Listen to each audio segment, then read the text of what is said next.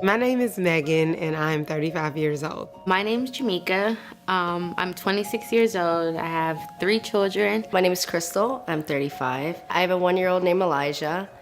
He's amazing. Currently here in Arlington, Virginia, I am a corporate recruiter for a national company. I also own a wedding and event management company as well. When I first relocated to the Arlington area, everything was great. Thought I had found the man of my dreams. I come from a wonderful family. I have great parents, and I've been raised with a phenomenal example of what love is. Home wasn't what it used to be, so there wasn't really a safe place, a healthy place for me and my child to go.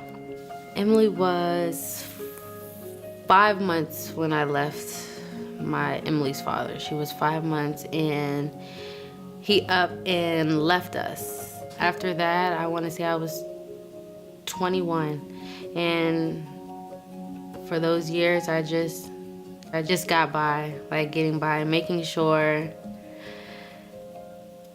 that I didn't look like I was homeless. So within the past few years, we've been seeing an increase in what we call transition age youth. Our Pathways for Youth program is here to make the most of now in their lives, to make sure that they don't have to choose between an apartment and finishing their education. The last 4 years has been a roller coaster. I've been up, I've been down. The up part, I've always kept a job. I've never been without a job. The bad part, not having somewhere that I can call home. I wasn't taking me being homeless serious. I just thought like, I got somewhere to go. I'm gonna go sleep on someone's couch tonight. I didn't take it as serious, and like over the years, I've grown to like, that this is just not okay. Like this is not where I wanna be. Like I want my kids to feel safe. I have to get this right. I have one job in the world, that's to take care of my son and give him the life that I didn't have. I wanna break the cycle of poverty. I was brought to Doorways by an insane, crazy incident.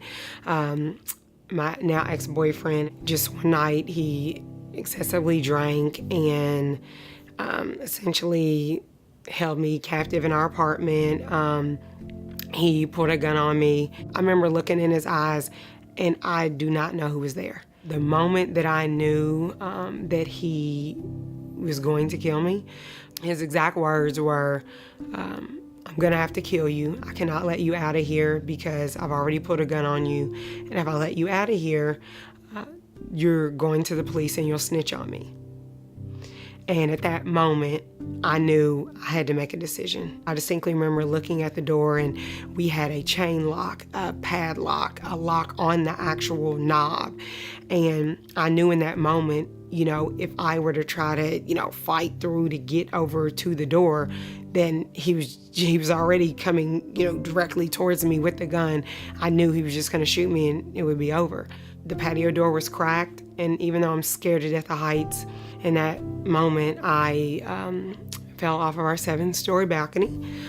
I remember right before I fell asking God to please protect me, and the last thing I remember falling over the balcony, I remember air hitting my face for like a second, and I blacked out. And so when I woke up, I was in the hospital. I had 8 broken ribs, I had 3 fractures in my pelvis, I had a pulmonary contusion. When we heard from Megan and heard what she needed and the place she was in, it took all of our Doorways to really come together creatively to make sure that she had a safe path forward. After a few days of being in the hospital, I received a call from Ari from Doorways, and she kind of explained to me all the different resources that Doorways provided, and she set up an appointment to come and speak with me in the hospital.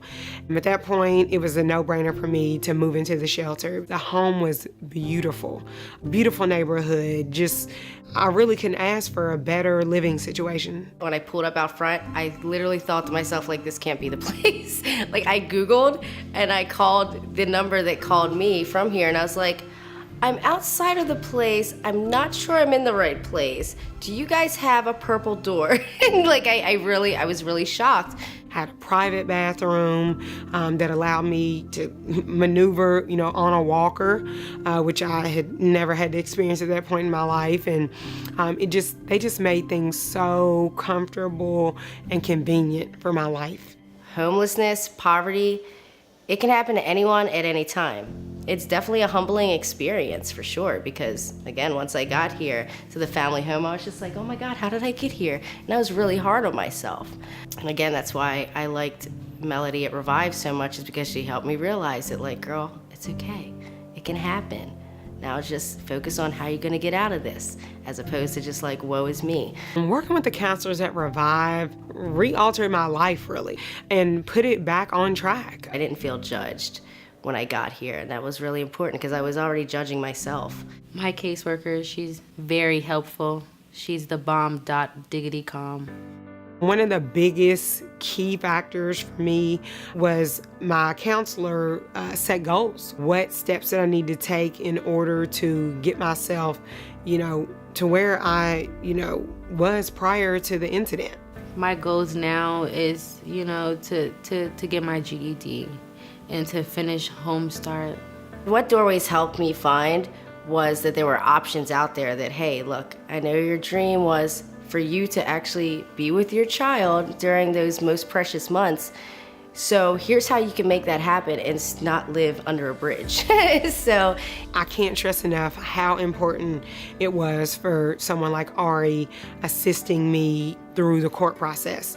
Seeing her on the stand, sitting directly, I guess, across from the individual that caused her this much harm, she's incredible. She has a lot of strength in her for sure.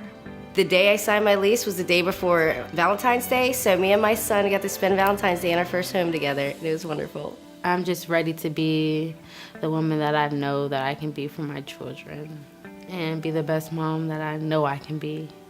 Coming to Doorways helped me find myself again. Doorways was the perfect piece to the puzzle of me putting my life back together. And it's just such a blessing that this place exists, because you do get that feeling that you're here with a family, even though it might not be your immediate family, but we all treat each other like family, period.